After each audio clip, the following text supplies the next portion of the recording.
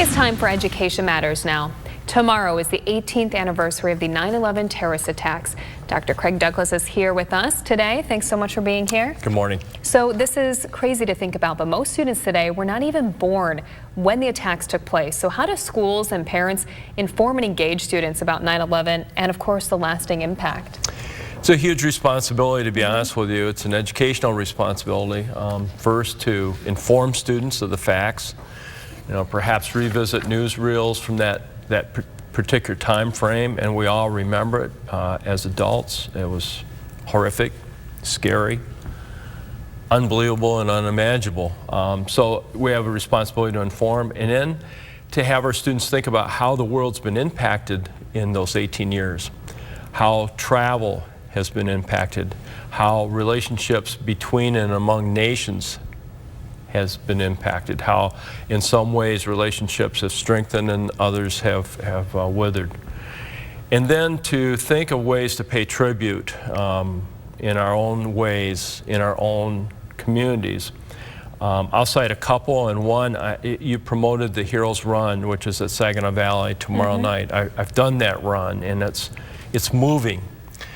It's not a typical road race because you have first responders there, and you have the American flag, and you have an opportunity to pay tribute and really reflect on the deep meaning of what 9/11 is today, 18 years after.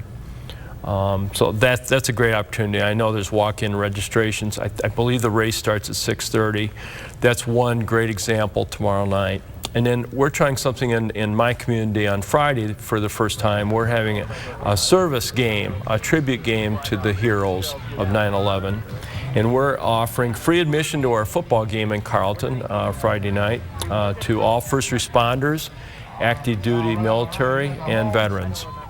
And our local VFW is partnering with us to do a pregame ceremony. They're going to bring an honor guard out, involve the scouting troops and raising the flag, and helping educate our fans in the stands of what American patriotism is.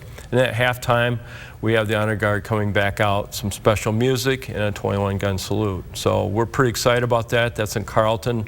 We play Millington. The Millington community has been very active and involved, the two athletic programs, our Lions clubs in both communities, so we really appreciate that. Those are examples, local examples, and I think there are probably many, many more. So the bottom line is, as educators, it's an opportunity for us to lead, step up, and help engage our students in an era that really profoundly impacted us and still does today. Some great events there. Very interesting, and very interested in that game that you mentioned. That sounds like such a fantastic thing for the community. It's a first for us. And as I told you pre this episode, we probably should have been doing it before. Well, glad we're doing it now, right? Yes, exactly right. Well, thank you so much for being here, Dr. Douglas. And if you want more information on today's topic, just check out the TV5 Hot Links section.